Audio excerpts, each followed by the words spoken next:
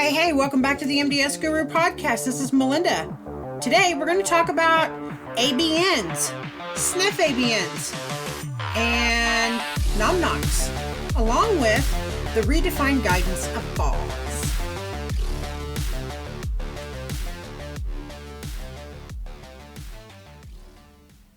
Thanks everybody for tuning in.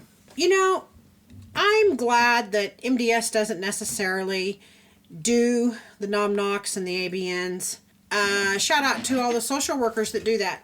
Basically, when you have to give a NOMNC, which is CMS form 10123, you know that if the facility or therapy or the IDT team determines that you no longer fit the criteria for skilled benefits and you're going to stay in the facility for custodial care and you have days left, then we're going to be issuing you SNF ABN and a NOMNC.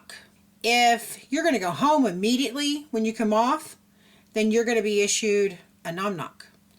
If you're admitted to the facility and you've had a 3-day hospital stay, yet you're not going to qualify for skilled because you don't have a skilled need, then you're going to get a SNF ABN. ABNs that are not SNF ABNs are for Part B. That is SNF ABNs, NOMNCs, and ABNs in a nutshell. There are some, other situations, and you can look all that up if you need to, but it is not necessarily MDS. MDS does give input on when they think somebody no longer meets the criteria.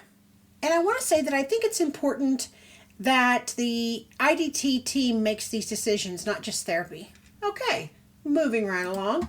Let's talk about the new definition of falls. The definition of falls and falls with major injury have changed. Fall is an unintentional change in position coming to rest on the ground, floor, or the next lower surface. So if you're standing and you fall over on the bed or onto a chair, that counts. If it is the result of an overwhelming external force, you get pushed. And if you stop the fall because you caught the resident, you seen them in time, you ran over to them, still considered a fall. So if your charge nurse is going to chart, CNA Smith reported that she saw Mr. George push Mrs. Link and she was able to stop Mrs. Link from falling onto her bed, that's a fall. Just know that is the new guideline. Joint subluxation, internal organ injuries, amputations, spinal cord injuries, crush injuries, closed head injuries, subdural hematomas, that is all falls with major injury. And they decided to include the overwhelming external force.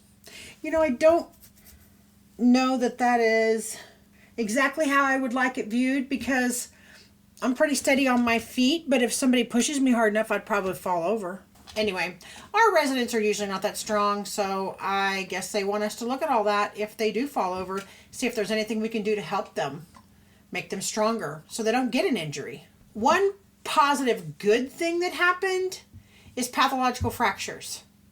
They have clarified on page J39, fractures confirmed to be pathologic versus traumatic are not considered a fall, major injury. However, the major injury examples allow for more injuries to be considered, which I just listed.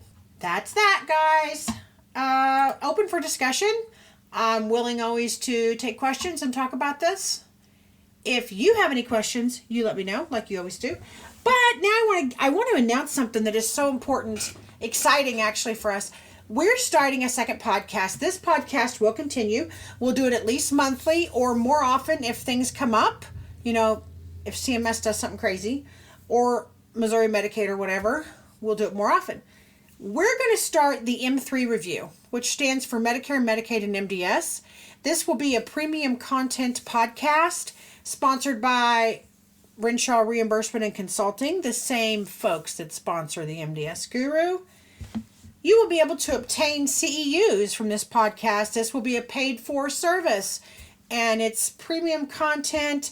It is meant to battle all the misinformation. It will have fantastic graphics, testing, etc.